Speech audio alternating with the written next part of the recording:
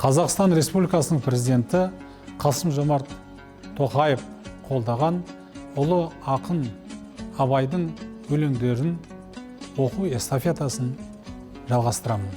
Ұлы ақынның қара сөздерінің 37-ші сөзін айтқым келеді. Адамның адамшылығы істі бастағандығынан білінеді, қалайша бітіргендігінен емес. Көңілдегі көрік той ауыздан шыққанда өң қашады.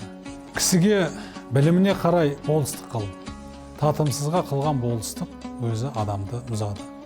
Әкесінің баласы адамның дұшпаны, адамның баласы бауырың. Ер артық сұраса да азға разы болады. Ез аз сұрап, артылтып берсең де разы болмас. Өзің үшін еңбек қылсаң, өзі үшін оттаған хайуанның бірі боласың. Адамзаттың қарызы үшін еңбек қылсаң, Алланың сүйген құлының бірі боласың. Дүниеде жалғыз қалған адам адамның өлгені.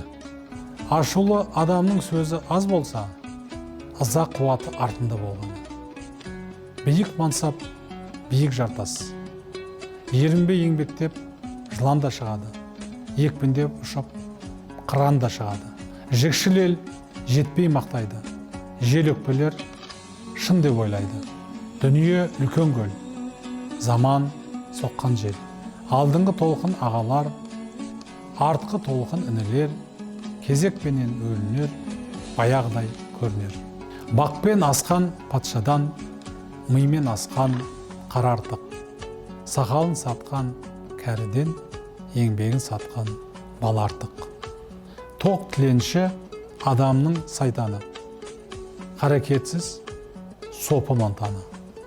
Жаман дос көлеңке, басыңды күн шалса, қашып құтылмайсың. Басыңды бұлт алса, іздеп табалмайсың. Досы жоқпен сырлас, досы көппен сыйлас. Қайғысыздан сақ бол, қайғылыға жақ бол. Бағың өскенше тілеуіңді ел де тілейді, өзің де тілейсің. Бағың өскен соң өзің ғана тілейсің.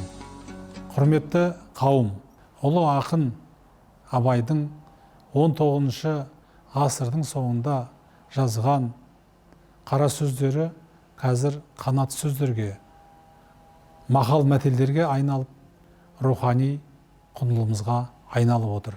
Бағалай білейік.